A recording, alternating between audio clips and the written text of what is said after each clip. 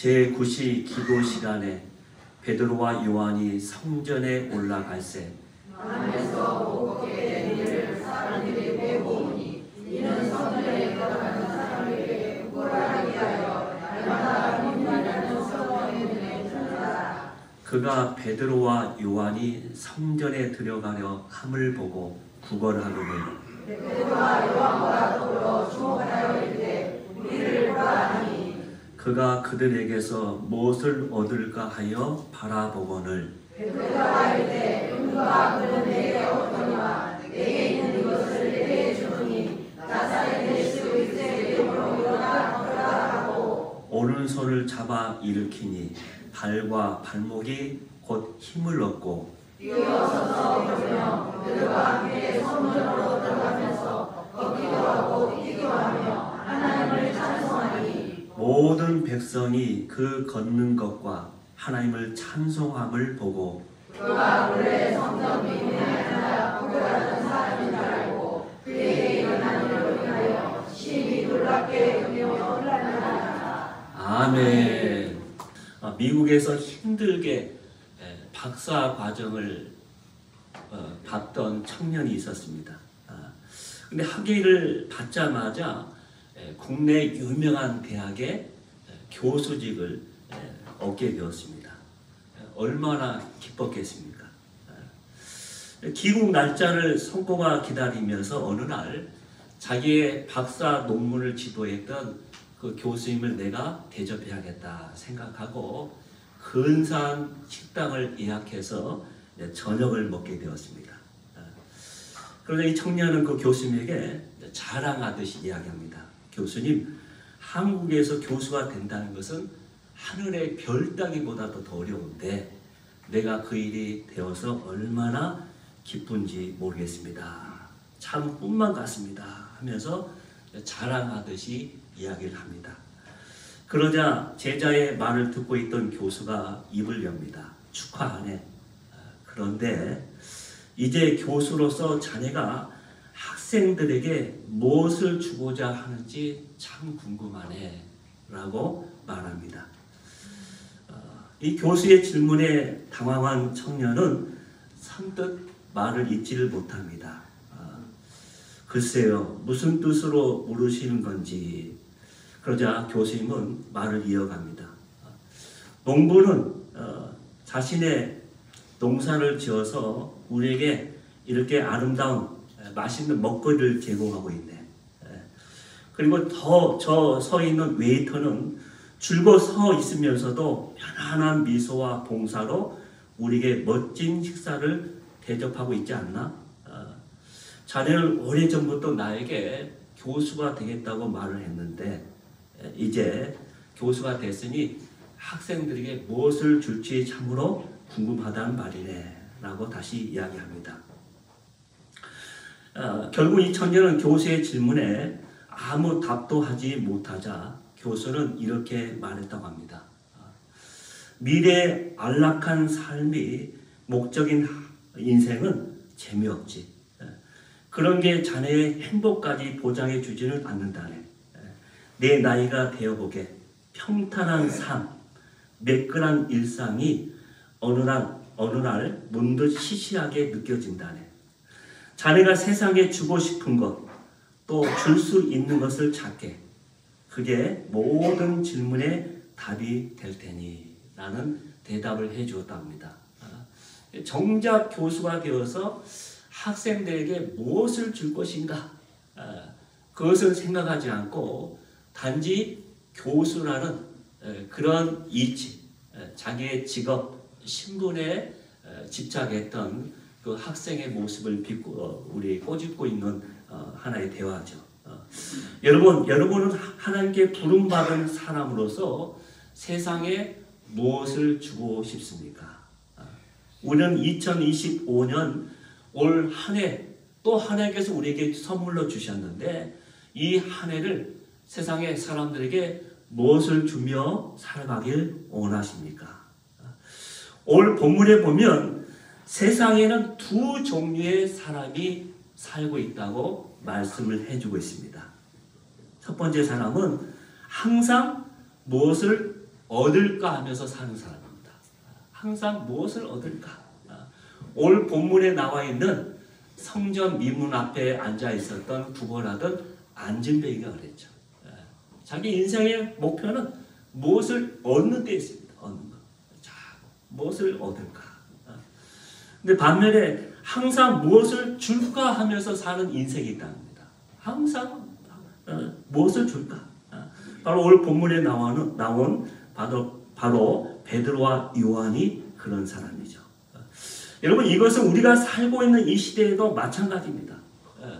어떤 사람은 항상 어디를 가든지 누구를 만나든지 항상 무엇을 얻을까 하면서 바라보는 사람이에요. 자기에게 다가오는 사람, 모든 사람이 얻을 사람이에요. 내가 저를 통해서 나에게 유익된 것, 필요한 것을 얻고자 하는 사람이죠. 반면에 어떤 사람은 항상 어디를 가든지 누구를 만나든지 내가 무엇을 줄까? 나에게 다가온 저 사람에게 내가 무엇을 줘서 저 사람을 알고 행복하게 하고 기쁘게 하고 세워줄까 하면서 생각하는 사람이 있다는 것입니다. 지금 여러분은 어떤 생각과 마음으로 살아가고 있다고 생각하십니까? 이왕이면 우리가 살면서 무엇을 줄까 하면서 사는 삶이 바로 하나님의 복이겠죠. 하나님께서 나에게 많은 것을 주셨는데 그 가운데 나에 있는 것을 통해서 무엇을 주면서 사는 사람, 그 사람이 행복한 삶을 사는 것이겠죠. 자, 오늘 말씀에 보면 오늘 안진뱅이가 나오죠. 안진뱅이가 나오는데 이 안진뱅이는 하나님 앞에서 늘 구걸하는 인생으로 살았던 사람이죠. 항상 구걸하면서. 오늘 성경 본문에 보면은 제9시라고 했죠. 제9시. 오늘날 시간으로 치면 오후 3시에 해당됩니다. 오후 3시. 근데 기도 시간이 되었어요. 성전에 사람들이 제일 많이 들어올 때입니다. 사람들. 많은 사람들 통해서 오늘도 변함없이 한 안진뱅이가 앉아서 구걸을 하고 있습니다. 사람들이 그 안진뱅이 앞으로 수없이 지나갑니다. 하지만 어느 누구도 그를 거들떠보지 않습니다. 오히려 이 구걸하는 안진뱅이를 피해서 다닐 뿐이죠. 그때 안진뱅이 눈에 베드로와 요한이 보입니다. 안진뱅이는 역시 베드로와 요한에게 구걸을 하게 되죠. 베드로와 요한이 가던 발걸음을 멈추고 그 안진뱅이를 유심히 쳐다봅니다. 그리고 나서 그에게 이야기하죠. 자기들을 보라고. 자기들을 보라. 지금까지 안진뱅이에게 이런 눈으로 이렇게 진지하게 바라본 사람은 없었거든요. 또 안진뱅이에게 이렇게 말을 거는 사람도 지금까지 없었습니다.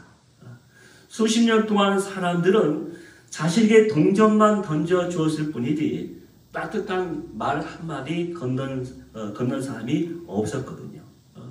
그런데 베드로와 요한은 달랐습니다. 그러자 바로 그들의 행동에 안진뱅이의 태도도 바뀝니다. 오늘 본문 말씀 보면 2절과 3절에 이렇게 되어 있습니다. 2절에 보면 구걸하기 위하여, 3절에도 구걸하거늘 이렇게 되어 있습니다. 그런데 오늘 말씀 5절에서는 어떻게 말씀하고 있냐면 그가 그들에게 무엇을 얻을까 하여 바라보거늘 이렇게 되어 있어요. 구걸하다는 말 대신에 무엇을 얻을까 하면서 바라보았다.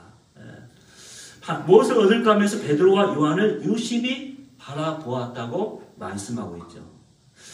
여러분, 이 사람은 사실 3절에서 이미 베드로와 요한을 봤습니다.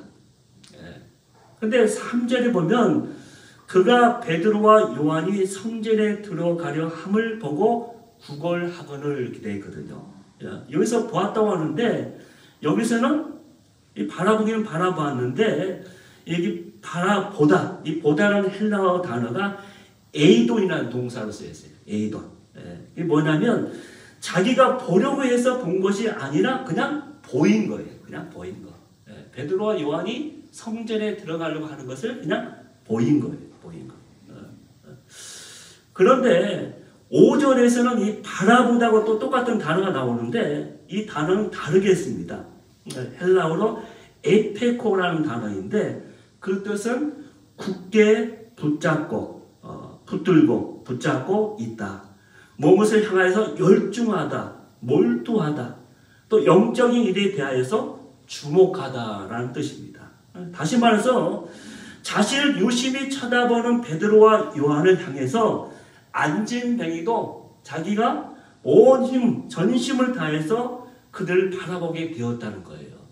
베드로와 요한이 그렇게 자신을 주목해서 바라보게 되니까 이 안진뱅이도 전에 그냥 보였는데 이제는 자기도 자기 마음을 담아서 베드로와 요한을 바라보았다라고 말씀하고 있는 거예요. 그러면서 이 사람들이 왜 이렇게 나를 진지하게 쳐다볼까? 무엇을 주려고 하는 것일까? 하면서 기대하면서 그를 유심히 바라봤다는 겁니다. 여러분, 세상에는 줄 수 있는 많은 단체와 기관들이 있고 많은 종교들이 있습니다. 그러나 교회는 세상의 종교나 단체, 기관에서 주는 것과 다른 무언가를 주는 곳이 되어야 한다는 것이죠. 무엇을 얻을까 바라보는 세상에 교회는 무엇을 주어야 할까요? 그것은 바로 나사렛 예수 그리스도의 이름이라고 오늘 우리에게 말씀해주고 있는 것입니다. 오늘 본문에 나오는 베드로와 요한은 이 안진뱅에게 예수 그리스도의 이름을 주었다고 오늘 말씀하고 있거든요. 6절 말씀 볼까요? 6절 다 같이 한 목소리 읽겠습니다. 베드로가 이르되 은과 금은 내게 없거니와 내게 있는 것을 내게 주노니 나사렛 예수 그리스도의 이름으로 나아가라. 바로 내게 있는 나사렛 예수 그리스도의 이름으로 그 이름을 주겠다고 말씀하고 있는 것이죠. 베드로와 요한 그에게는 은과 금은 없지만 자신들에게 있는 예수 그리스도의 이름을 주겠다. 여러분, 교회는 무엇입니까? 바로 예수 그리스도의 이름을 주는 것이 교회입니다. 예수 그리스도의 이름에 교회의 동기가 있고 교회의 목적이 있고 교회의 존재 이유가 있는 거예요. 교회는 사나 죽으나 예수님이어야 하고 예수님이 전부가 되어야 하는 것이죠. 다른 것이 절대로 섞이면 안 됩니다. 바로 순도 100% 바로 예수 그리스도의 이름으로 가득 채워져야 하는 것이 교회라는 것이죠. 결국 교회의 능력은 예수 그리스도의 이름에 있기 때문에 그런 거예요. 교회가 예수님의 이름을 잃어버리면 전부를 잃어버린 것이고 그에게 남는 것은 껍데기밖에 없는 거예요. 여기 우리가 모여서 함께 예배 드리고 있지만은 이곳에 예수 그리스도의 이름이 없다고 하면은 하나의 단체, 기관하고 똑같은 거예요. 아무 우리에게 의미가 없다는 것입니다. 그런데 세상의 관심과 최고의 화두는 무엇입니까? 오늘 말씀처럼 은과 금에 있습니다. 세상은 계속해서 돈말을 이야기하죠. 돈으로 시작해서 돈으로 끝나는 것이 세상입니다. 사람들이 가장 많이 생각하고 가장 많이 고민하며 걱정하는 것도 돈 때문에 합니다. 돈 때문에. 이렇게 세상은 돈입니다. 하지만 교회는 은과 금을 말하는 것이 아니라는 것이죠. 바로 교회는 예수 그리스도를 말하는 곳이고 우리는 그 예수 그리스도를 주는 사람들이어야 한다라고 오늘 분명하게 우리에게 말씀해 주고 있습니다. 간혹 교회에 있다 보면 어려운 사람들과 이 거린들이 찾아오거나 전화를 할 때가 있습니다. 제가 여기 오기 전에 있던 교회에서 제가 그 담당을 했거든요. 매주 금요일이면 내가 잔돈으로 1,000원을 준비합니다. 돈답을 다 준비해요.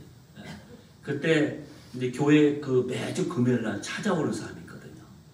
그러면 그분들에게 점심에 컵라면이라도 드실 수 있게 1,000원씩을 주기 시작했어요. 했는데 약 그렇게 한 달 정도 하게 되니까 점점 사람들이 막 많아지는 거예요. 그래서 한 3개월 정도 되는데 그때 몇 명까지 오신 줄 아십니까? 우리 생각에는 그런 사람이 없을 것 같아요. 별로. 300명까지 왔습니다. 300명까지. 그래서 제가 그 일 때문에 매주 금요일날 다른 일을 못해요. 그래서 도저히 교회가 감당할 수가 없게 된 거예요. 1,000원씩이 적게 되는 것 같지만 그게 1년 모으면 꽤 큰 돈이거든요. 근데 더 큰 문제는 그분들이 때로 몰려다니면서 지하철을 주로 이용하잖아요. 그분들이 주로 공짜로 탈 수 있으니까. 그래서 무리를 지어서 오는데 그걸 같이 하면서 그분들끼리 막 교회 앞에서 서로 막 싸움 나고, 그 다음에 거기서 이제 라면 뭐 이게 이게 먹을 걸 사서 드시면 좋은데 막 술 사서 드시고, 그리고 주위에서 막 민원도 들어오고, 그래서 도저히 더 이상 할 수가 없어서 한 그때 6개월인가 한 5개월 정도 하다가 그냥 중단했습니다. 도저히 감당할 수가 없는 것이죠. 그러면서 깨달았던 것이 있습니다. 교회가 이렇게 해서 사람들이 달라질 수 있는 것은 결코 아니구나. 결코 아니구나. 물론 교회가 사람들에게 주목하는 것 정말 필요합니다. 그러나 교회가 근본적으로 그들에게 큰 은을 주는 것은 아니에요. 예수 그리스도의 그 이름을 주어서 그들로 하여금 변화되게 하고 새로운 인생을 살도록 만드는 것이 또 중요한 것이죠. 그래서 그걸 제가 깨달았거든요. 중세 교회사에 보면은 신학자 토마스 아퀴나스에 관한 재미있는 이야기가 나옵니다. 제가 언젠가 한번 말씀드렸을 것입니다. 어느 날 토마스 아퀴나스가 교황청의 부름을 받아서 교황청에 들어가게 되었어요. 그래서 교황과 대화를 나눈 가운데 세계 각국으로부터 온갖 보화를 가득 실은 마차가 들어오고 있는 것이 보였습니다. 이때 교황이 자랑스럽게 말했습니다. 보십시오. 베드로 사도는 은과 금은 내게 없거니와 이렇게 말했지만 이제 우리는 저렇게 많이 갖게 되었습니다. 그리고 이 웅장한 건물들과 화려한 장식들을 보십시오. 그러자 아퀴나스가 조용하게 대답합니다. 교황님, 물론 우리는 금으로 기둥을 세우고 대리석으로 바닥을 깔아 참으로 아름다운 성전을 지었습니다. 또한 우리는 땅도 많이 가지고 있고 신자들도 차고 넘칩니다. 그래서 이제 우리에게 은과 금은 정말로 많이 있습니다. 그러나 정말 안타깝게도 초대교회가 가졌던 나사렛 예수 그리스도의 이름의 능력은 우리에게 없는 것 같습니다. 라고 대답했다는 거예요. 여러분, 참다운 교회는 예수 그리스도의 이름이 반드시 있어야 합니다. 그리고 그 이름을 주어야 합니다. 베드로와 요한은 은과 금은 없었지만 예수 그리스도의 이름이 있었습니다. 그래서 예수 그리스도의 이름을 자신 있게 줄 수가 있었던 것이죠. 그에게 진짜를 준 거예요. 그에게 가장 소중하고 가장 귀한 것을 준 것이죠. 그렇다면 예수 그리스도의 이름을 준다는 것은 도대체 무엇을 준다는 것일까요? 그것은 예수 그리스도의 이름으로 사람을 일으켜 세우는 것을 말합니다. 그에게 이름을 준다는 것은 단지 그냥 뭐 이름을 준다는 것이 아니라 예수 그리스도의 이름을 통해서 그 사람을 일으켜 세우는 데 있다는 거예요. 베드로는 남의 도움 없이는 살 수 없었던 안진뱅이의 손을 잡아 일으켜 세웠습니다. 7절 한번 말씀 볼까요? 우리 7절 다 같이 한번 읽습니다.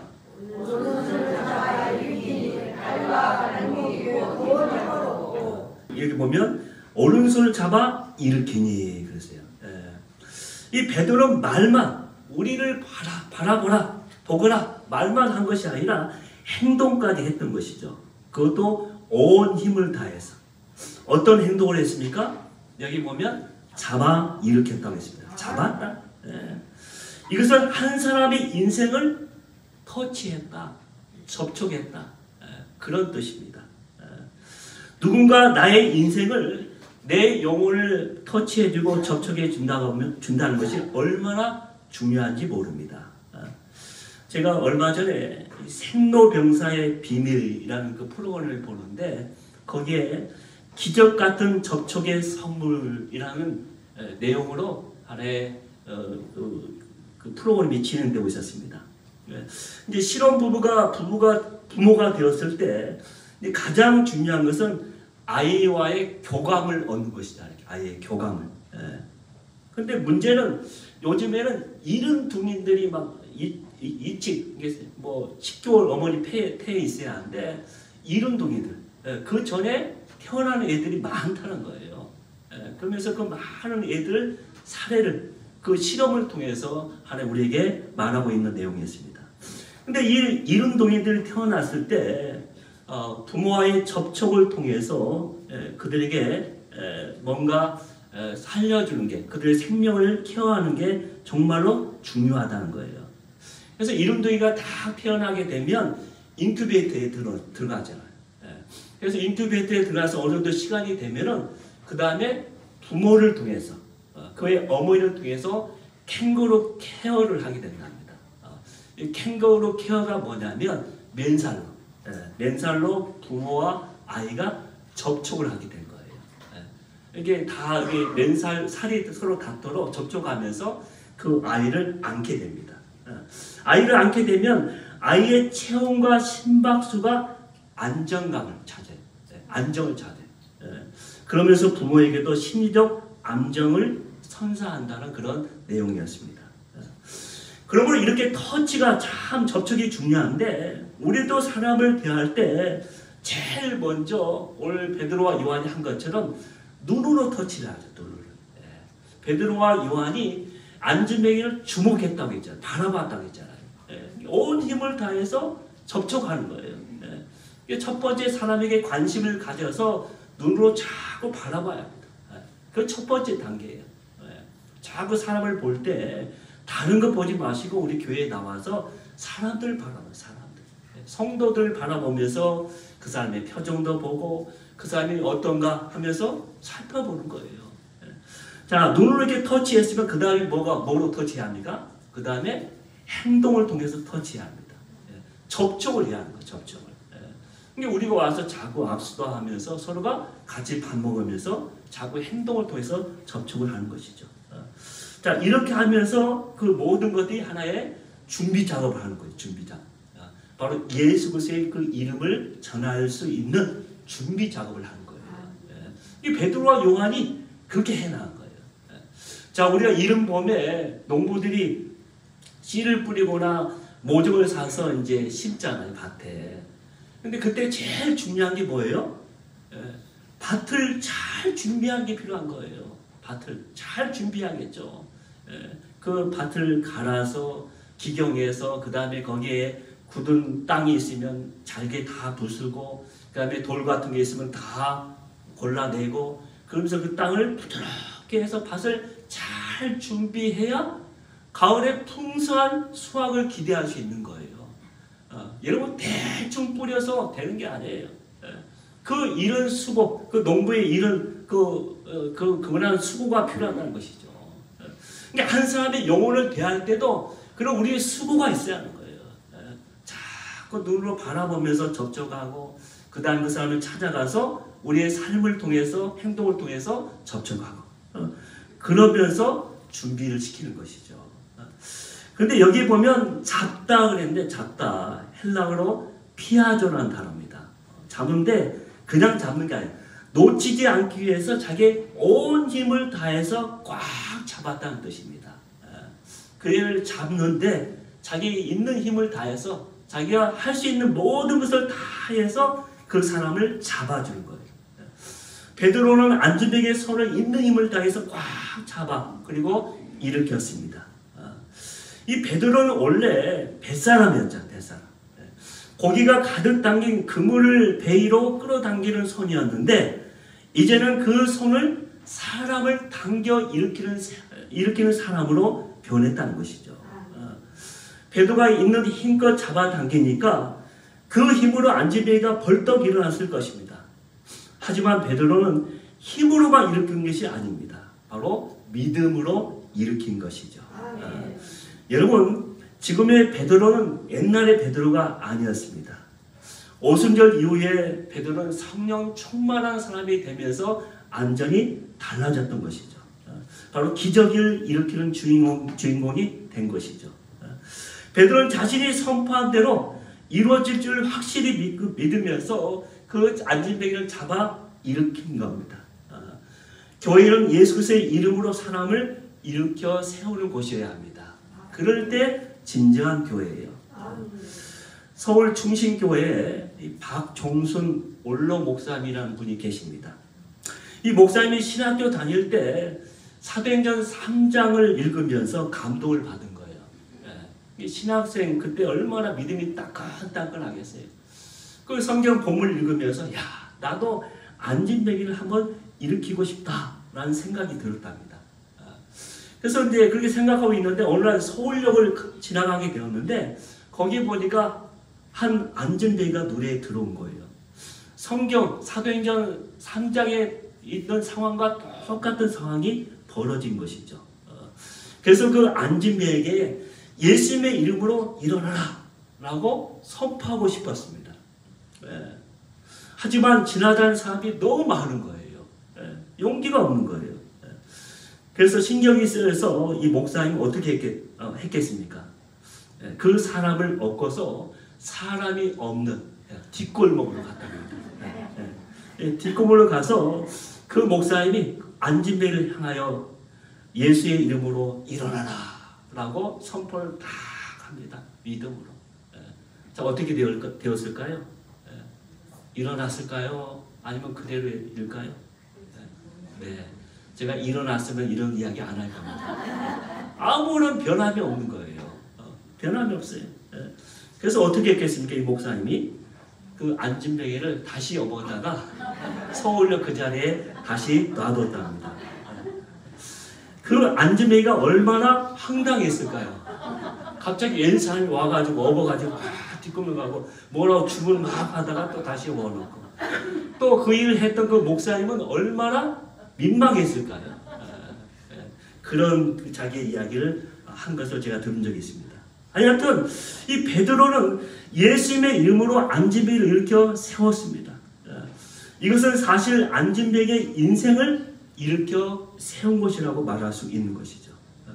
그러면 우리가 예수의 이름을 준다는 것은 예수 이름으로 한 사람의 인생을 일으켜 세우는 것입니다. 나면서 안진뱅이로 모두가 애면하고 남의 도움이 없이는 하루도 살 수 없었던 이 사람. 살아있으나 오늘은 내일, 또 오늘은 이곳, 내일은 저곳 하면서 힘겨운 나날을 보냈을 그 사람을 다시 일으켜 세운 것입니다. 그런 인생을 살고 있는 안진뱅이에게 베드로는 손을 내밀어 잡아 주었던 것이죠. 허리를 숙여서 잡아 일으켰던 것입니다. 그로 하여금 다시 일으키게 만드는 것이죠. 자, 그런데 예수의 이름을 갖게 된 사람은 어떻게 되었을까요? 첫째 오늘 말씀 보니까 힘을 얻게 되었다고 말씀하고 있습니다. 예수 그리스도의 이름을 가진 사람은 힘을 얻게 됩니다. 자, 7절 말씀 한번 볼까요? 7절 같이 한번 읽습니다.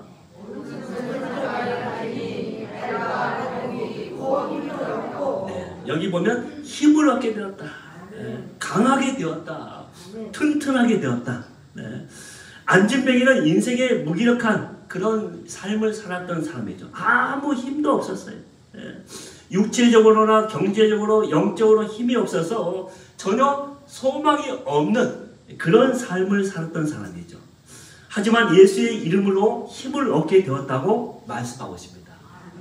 단순히 발과 발목만 강해진 것이 아니라 그의 삶 전체가 강해졌다는 것을 말씀해 주고 있죠. 여기에 다리는 우리의 삶을 지탱해 주는 기초라고 말할 수 있습니다. 그러므로 다리에 힘이 생겼다는 것은 그의 삶의 기초가 든든하게 견고하게 서게 되었다라는 것을 우리에게 말씀해 주신 것이죠. 바로 예수 그리스도만이 우리의 삶의 반석이고 기초가 되어주는 분이죠. 그 삶에 우리가 올랐을 때야 우리는 안정감을 찾을 수가 있는 거예요. 이사야 12장 2절에 우리에게 이렇게 말씀해 주십니다. 하나님은 나의 구원이시라. 내가 신뢰하고 두려움이 없으리니 주 여호와는 나의 힘이시며 나의 노래시며 나의 구원이시니라. 나의 구원이시다. 내가 신뢰하고 두려움이 없게 된다. 오직 여호와만이 나의 힘이다 라고 분명히 말씀하고 있습니다. 오직 예수 그리스도 그분만을 통해서 우리가 힘을 얻을 수 있는 거예요. 한없이 언제나 우리 모든 상황과 상관없이 힘을 얻을 수 있는 그 비결은 예수 그리스도의 이름을 통해서 얻을 수 있다는 것을 말씀해주고 있죠. 둘째는 뛰는 기쁨을 얻는다고 말씀하고 있습니다. 8절 한번 말씀합니다.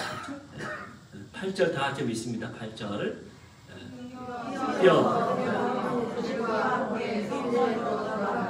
여기 보면 뛰어서서 걸었다고 말씀하고 있죠. 너무나 기뻤다는 거예요. 원래 문자적인 의미는 뭐냐면 팔짝 뛰어 일어섰다라는 뜻입니다. 팔짝 뛰어 일어섰다. 마치 용수철이 튀어오르듯이 뛰어 올랐다는 것입니다. 너무나 기쁨이 충만해서 여러분 예수 그리스도의 이름은 우리에게 기쁨을 줍니다. 예수 그리스도 안에는 뛰는 기쁨이 있습니다. 이 기쁨이 저와 여러분의 있기를 주의 이름으로 축원합니다. 이것은 세상에 줄 수도 없고 오직 예수 그리스도만이 우리에게 줄 수 있는 기쁨이에요. 그래서 우리에게 말씀해주고 있죠. 시편 우리 4편 7절 한번 다 같이 읽겠습니다. 다 같이 합니다. 주께서 내 마음에 주신 기쁨은 그들의 곡식과 새 포도주가 풍성할 때보다 더합니다. 우리 16편 11절 한번 있습니다. 주께서 생명의 일을 내게 주시니 주의 앞에는 충만한 기쁨이고 주의 오른쪽에는 영원한 즐거움이 있나이다. 네, 여기 보면 주께서 주시는 것은 기쁨이란 기쁨. 네, 우리에게 기쁨. 옆에도 기쁨이고 충만한 기쁨이고 항상 우리에게. 그 다음에 또 시편 30편 5절 한번 볼까요? 그의 노여움은 잠깐이요 그의 은총은 평생이니라. 저녁에도 울음이 깃들지라도 아침에는 기쁨이 오리로다. 네. 여기 보면 그의 은총은 평생이라. 평생. 그렇기 때문에 우리는 영원한 기쁨 가운데. 네. 30편 11절 볼까요? 주께서 나의 슬픔이 변하여 내게 춤이 되게 하시며 나의 베옷을 벗기고 기쁨으로 띠띠우셨나이다. 이게 주께서 우리에게 기쁨을 주신다. 예수 그리스도의 이름을 소유한 사람은 기쁨이 있습니다. 항상 어느 곳에 가든지 삶의 상황과 여건이 아무리 변할지라도 그 속에서 기뻐하며 찬송하게 됩니다. 셋째, 성전에 들어가게 만들었다고 말씀하고 있죠. 안전뱅이가 일어나서 제일 먼저 간 곳이 어디입니까? 성전에 갔습니다. 성전. 그리고 안전뱅이가 일어나서 제일 먼저 한 것이 무엇입니까? 하나님을 찬송했다. 하나님 찬송했다. 여러분 이 사람은 지금까지 오랫동안 성전 입구에 앉아 있었던 사람이에요. 한 번도 성전 안으로 들어간 적은 없었습니다. 그에게 성전은 뭐냐? 지금까지 구걸을 위한 하나의 수단이었습니다. 그 옆까지, 그 앞까지 갔지만 그 안에는 절대로 들어가지 않았습니다. 그런데 달라졌습니다. 달라졌죠. 또 어느 누구도 성전 안에 들어가자고 하는 사람이 없었습니다. 그러나 이제 사도들과 함께 성전으로 들어갑니다. 그래서 8절 말씀에 그들과 함께 성전으로 들어가면서 걷기도 하고 뛰기도 하며 하나님을 찬송한다. 결국 이러한 안진뱅이의 행동은 많은 사람들을 모이게 만들었죠. 그를 알고 있는 수많은 사람들이 그 앞으로 놀라면서 다 모이게 됩니다. 그러면서 베드로가 그들에게 모여준 유대인들에게 예수 그리스도를 전하게 되었고 그것을 통해서 그날에 회개한 사람이 몇천 명? 5천 명이나 회개하는 큰 역사로 이어졌다는 것을 알게 됩니다. 그 모든 것의 출발은 안진뱅이였어요. 그 안진뱅이에 일어난 것은 뭡니까? 예수 그리스도의 이름으로 그가 고침받고 새롭게 되었기 때문에 그를 통해서 벌어진 일이었죠.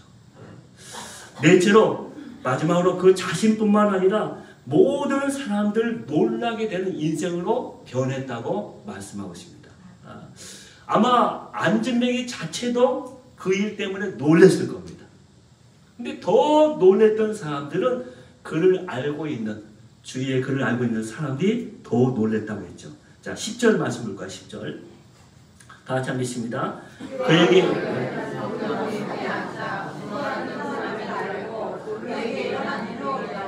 심히 놀랍게 여기며 놀라니라. 여기 보면 그에게 일어난 일로 인하여 심히 놀라고 여기며 놀라니라.